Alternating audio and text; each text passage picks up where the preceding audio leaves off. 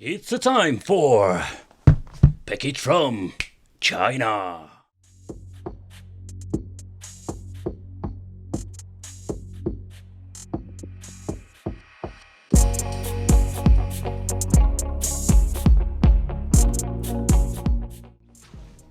Hey guys, welcome back to the channel. It's awesome that you're tuning in. So in this video we are going to take a close look at the Powkiddy. It's the RGB10 Max edition. I wanted to do this review for a very long time, and when I first saw this thing, I just needed to think about the Nintendo Switch Lite, because nowadays a lot of these handhelds are, let's say, looking slightly as a Nintendo Switch. But what are we going to get? That's what we're going to find out. First of all, what I find most important with these devices, how does it feel? It feels kind of weird, like this rubbery compound, and to be honest, I'm not a big fan of those, because it's highly possible they were going to get sticky. So what you're going to get is a sticky Powkiddy. But how does it smell? It smells quite nice, but let's take a close look in the box where we're going to get more. Operation method with some basic explanation, really basic toilet paper manual. And at the bottom we're going to get ourselves a cable, Type-C for the charging and connecting it with your PC, for example. So that's it folks, there's nothing else inside the box. So let's take a close look at the handheld itself and what we're going to get when it comes to the quality. But even if one of these Chinese devices look like a Nintendo Switch, functionality wise, but also what you can do with the Chinese edition, is not getting even close with the real Nintendo Switch, of course. But when you do a side-by-side comparison with the Nintendo Switch Lite, I think it's not a one-on-one copy. Duh, it's a Captain Obvious moment, of course. There are not a lot of similarities when it comes to the casing. The idea behind it is just exactly the same if you're looking at the shell itself, how it looks. But of course, the joysticks are different positions. The D-pad is bigger on the RGB10 Max. But the idea behind it, you just want to mimic it some way, but don't want to make a one-on-one copy. Of course, they're not afraid to do that in the future. I already did a couple of these, let's say, reviews of these weird lookalike Switch, and in the future I will review more of those because there are a lot of them out there. But how is it with the quality compared with the Nintendo Switch? The first question, how is the weight of this device? In total it weighs 240 grams. So it's not a very heavy device, 213, but it's heavy enough to feel like a very durable product. And the most of the weight comes from the battery, of course. Next up, Nintendo Switch Lite. Here you can see that Nintendo Switch Lite itself weighs 272 grams, so the RGB10 Max is lighter.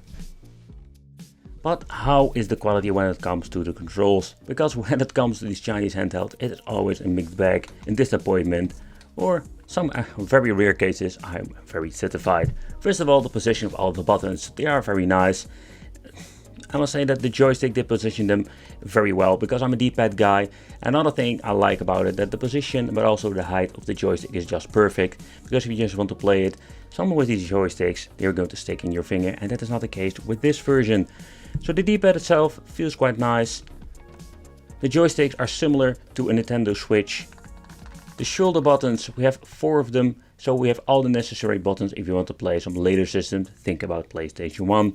Over here we're going to get 2 clickish buttons and select and start. Stereo audio that we're going to check out later to see how good it is. Here we're going to get the on and off switch. This is for the Wi-Fi capabilities.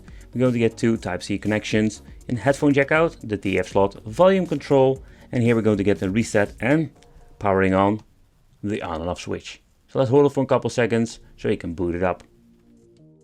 So this device has been set up with EmuELEC, and I must say that when you're looking into the software itself in general, it's just a freaking jungle out there. There is so much stuff you can do with it when it comes to the software.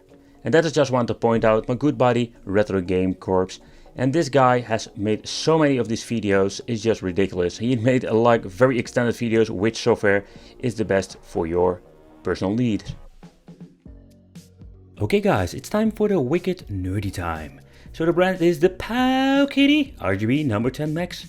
It has a battery capacity of 4012 mAh that gives you around 8 hours of playtime. Charging time will be around 3 up to 4 hours. It has the familiar rock chips inside.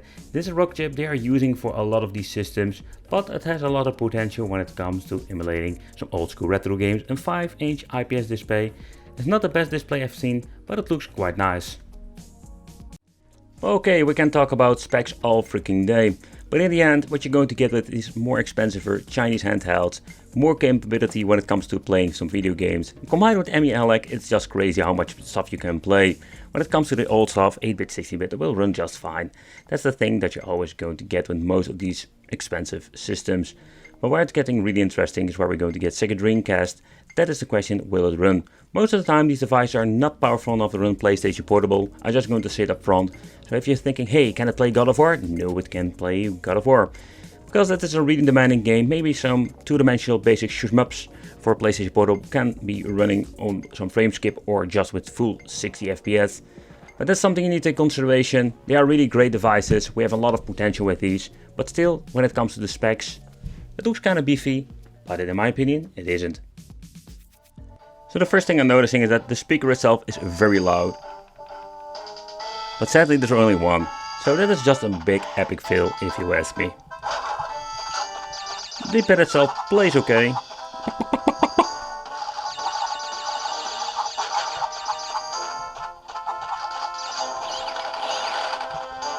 Especially with Crash Bandicoot you can see if the D-pad works fine or not. Besides fighting games of course, that I'm always testing out. Well, I'm just going to be honest, the D-pad, I'm not the biggest fan of it.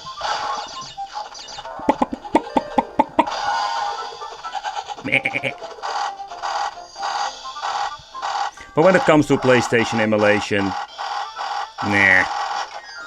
I think that will not be a problem on a device like this.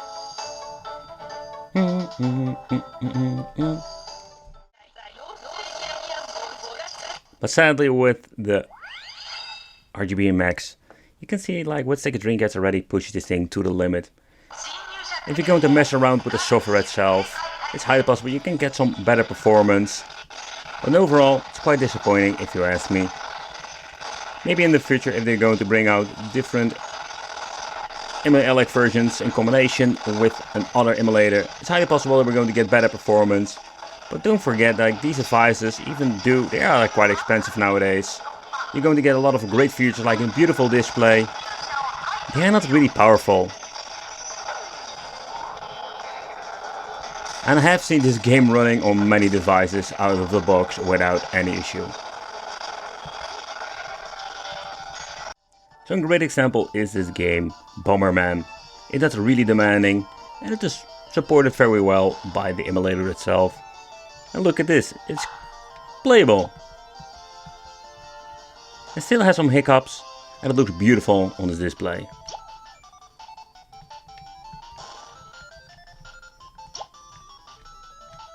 And here you can see like if you want to move around like to the bottom, I do have some struggles again with the stupid D-pad.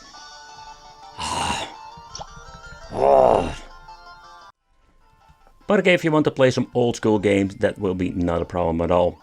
The D-pad works fine for a game like Sonic the Hedgehog. But if you want to take a close look at fighting games, and what I've shown you before, when it comes to Crash Bandicoot, I don't like it at all. But if you're going to pay a lot of money for a handheld, you're going to get now a very nice, beautiful widescreen display. With the ME-ELEC and the software, you can just mess around with it. You can even improve it in overtime when they bring out new updates.